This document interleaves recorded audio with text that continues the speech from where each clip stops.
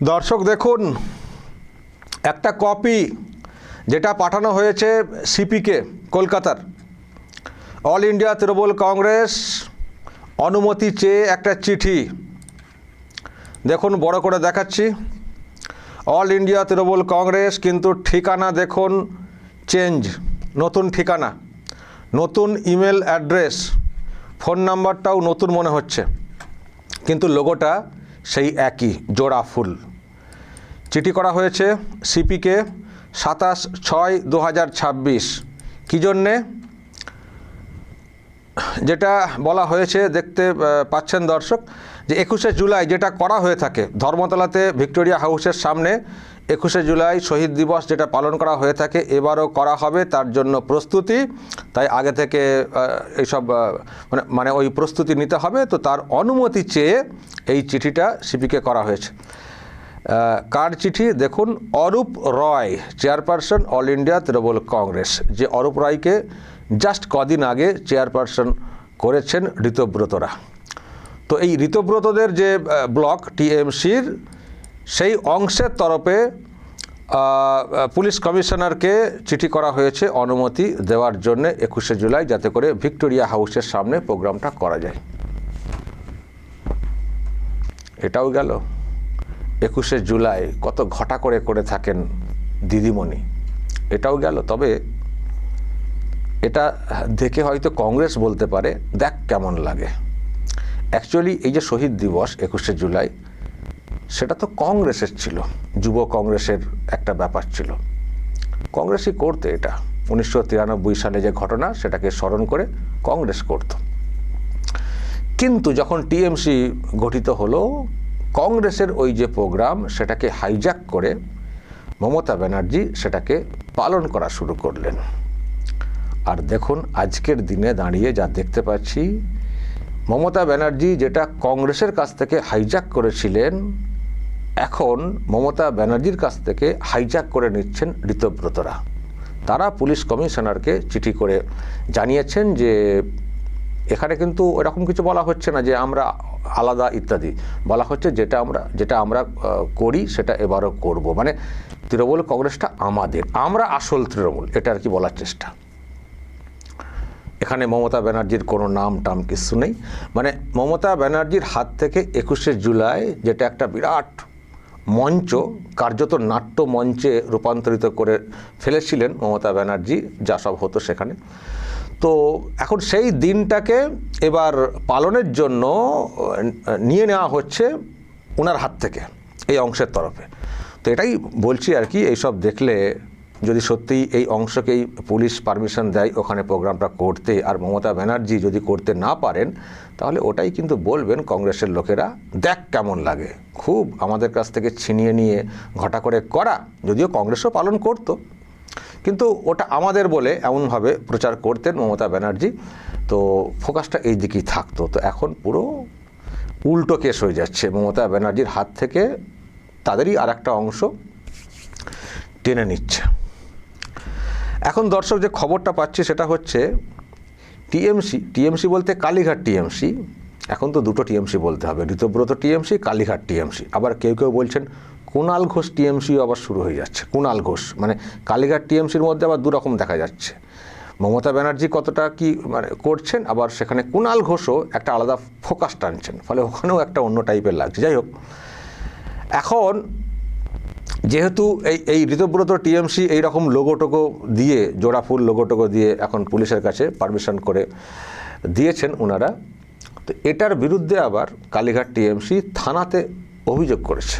অনেকগুলো জায়গাতে নাকি অভিযোগ করা হয়েছে যে আমাদের লোগো নেওয়া হয়েছে, ইউজ করা হয়েছে, ওদের সেই অধিকার নেই ইত্যাদি, এইসব ব্যবহার করে ভুল তথ্য ছড়ানো হচ্ছে, এইসব বলে থানায় নাকি এই ঋতব্রতদের বিরুদ্ধে অভিযোগ করা হয়েছে। দোলা সেন নাকি অভিযোগ করেছেন, এমনটাও খবর। মানে ওই ঠোকাঠুকিটা আর কি জোরদার চলছে। এমনিতেই তো আমি বলেছি যে তৃণমূল কংগ্রেস এখন ঠোঙা, এখন ঠোঙার মধ্যে আবার ঠোকাঠুকি শুরু হচ্ছে, কাদের জোড়াফুল, কাদের প্রতীক, কাদের থাকবে ইত্যাদি। কিন্তু দর্শক, আমি আরও একটা বিষয় দেখাতে চাই। এই যে চিঠিটা পাঠানো হয়েছে, এটা অ্যাকচুয়ালি মেল করে পাঠানো হয়েছে, মেল করে। এই যে দেখুন আমি মেলের একটা স্ক্রিনশট দেখাচ্ছি, 27 তারিখ 8:57 PM এটা পাঠানো হয়েছে। আমি এটা এই জন্যই দেখাচ্ছি কারণ আরও একটা খবর পেলাম, সেটা হচ্ছে মমতা ব্যানার্জি মানে কালীঘাট টিএমসি তাদের তরফ থেকেও নাকি একটা অনুমতি চাওয়ার জন্য চিঠি করা হয়েছে তাদের তরফ থেকেও। ফলে কার চিঠি আগে এসছে নিশ্চয়ই সেটা বিচার্যের বিষয় হবে। তো এই যে ঋতব্রত ব্যানার্জিদের যে টিএমসি তারা মেল করেছে 8:57 27 তারিখ। এবার দেখতে হবে কালীঘাট টিএমসি এটা শুনে করেছে নাকি আগে থেকে করেছে।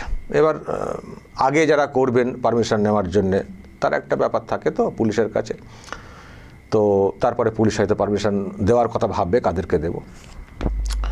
কিন্তু দর্শক এখানে এই যে ভিক্টোরিয়া হাউস এখানে প্রোগ্রামটা করার ব্যাপারে এমনিতেই একটা অবজেকশন আছে। কলকাতা হাইকোর্টের একটা অর্ডার ছিল, সেই অর্ডারকে লঙ্ঘন করা হয়েছিল বলে একটা ব্যাপার সামনে এসছে এবং সেই জন্যে একেবারে মানে আদালত অবমাননা করার নোটিশও ইস্যু হয়েছে, সেটাও খবর আছে। ফলে আদৌ এখানে পুলিশ শেষ পর্যন্ত পারমিশন দেবে কিনা বা দিলে কি কন্ডিশন দেবে আর দিলে কাকে দেবে এটা একটা ব্যাপার আছে। কিন্তু দর্শক যা দেখতে পাচ্ছি আমার কোথাও মনে হচ্ছে যে এই টিএমসি ঋতব্রত ব্যানার্জিদের যে টিএমসি এদের তরফ থেকেই আগে অনুমতি চাওয়া হয়েছে। ফলে পারমিশন যদি দিয়েও থাকে, যদি দেয় আর কি পুলিশ নানান সব শর্ত বেঁধে, আমার মনে হয় এই অংশকেই দেবে। আর যদি সেটা হয় কি হবে মমতা ব্যানার্জির অবস্থা? কারণ দর্শক আমি দেখছিলাম আজকেই মহুয়া মৈত্র একটা মন্তব্য করেছেন যে যদি পুলিশ পারমিশন না দেয়, মানে তখন কিন্তু এই বিষয়টা সামনে আসেনি যে ঋতব্রত ব্যানার্জিরা আলাদা করে অ্যাপিল করেছেন, এটা আসেনি। মহুয়া মৈত্ররা ভেবেছিলেন যে এমনিতেই পারমিশন দেবে না মানে পুলিশ, যেহেতু ওই আদালত অবমাননার একটা বিষয় সামনে এসছে।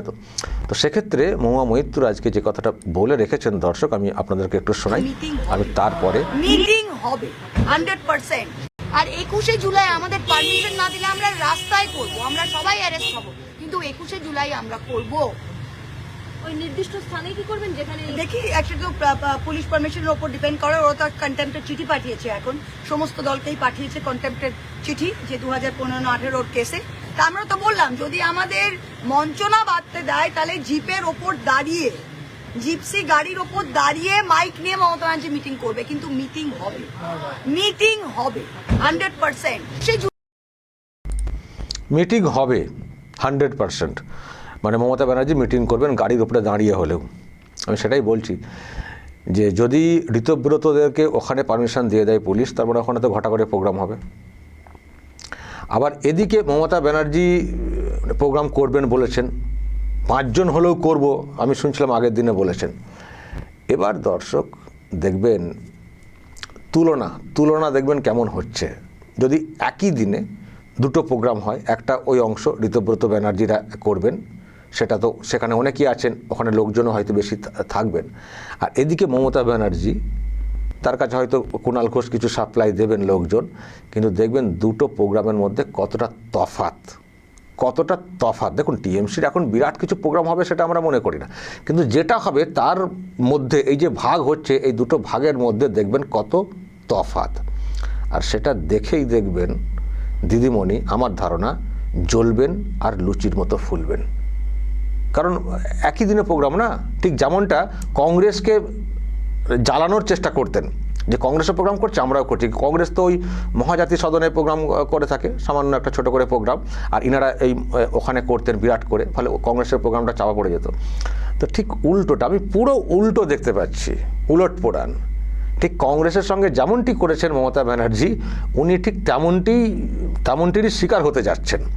একই দিনে প্রোগ্রাম হবে, ঋতব্রত ব্যানার্জিরা তারা দেখবেন বিরাট করে ঘটা করে প্রোগ্রাম করবেন, আর মমতা ব্যানার্জির প্রোগ্রাম টিম করবে। চিৎকার উনি করবেন, কিন্তু দেখবেন লোকজন বেশি থাকবেন না, টিম করবে।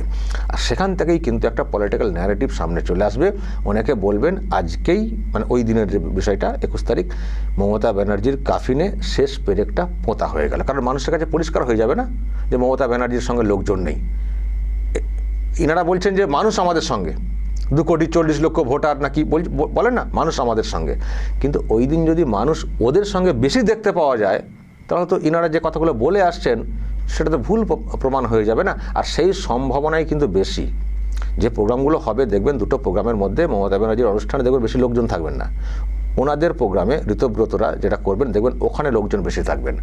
তো সেখানে এই দাবিটা ভুল প্রমাণ হয়ে যাবে। নেতারা না হয় গেছেন, কিন্তু লোকজন যদি বেশি ওখানে দেখা যায়, তাহলে যে কথাগুলো ওনারা বলছেন যে লোক আমাদের সঙ্গে, সেটা মিথ্যা প্রমাণ হয়ে যাবে।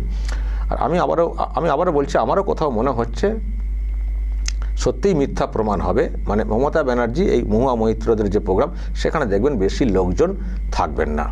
ফলে এই জোর করে প্রোগ্রামটা করতে গিয়ে নিজেকে আরও হেয় প্রতিপন্ন করবেন মমতা ব্যানার্জি, লোকের কম সংখ্যক যে জমায়েত তার নিরিখে। দেখবেন, আমরা তো দেখবই, যা হবে ভালোই হবে, যা দেখছি ভালোই দেখছি। নিজেদের মধ্যে ঠকাঠকি চলছে, নতুন সরকার নিজের মতো করে কাজ করে চলেছে, ভালোই হচ্ছে আর কি। দর্শক বলবেন যা বলার এবং নজর রাখবেন আরামবাগ টিভিতে।